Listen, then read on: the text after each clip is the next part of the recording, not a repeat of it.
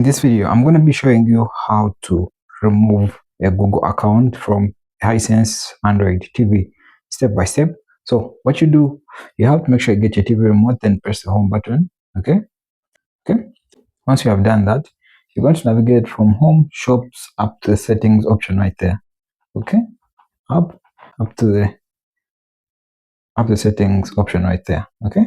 Right there. Press OK. Okay. Now, make sure the TV is actually connected to network. Okay, probably some good Wi-Fi. You see the option of account and signing right there. You see there's a Google account that is actually logged in right here. So we're actually going to remove this account. Okay, so press OK right there. Now that is the Google account remove. So you press OK right there, and then you'll see remove account option right down there. Remove account. You see that? Move down, then press OK. Then you will see this. The Gmail will actually remove account. You see cancel and OK. Move down to OK. Press OK.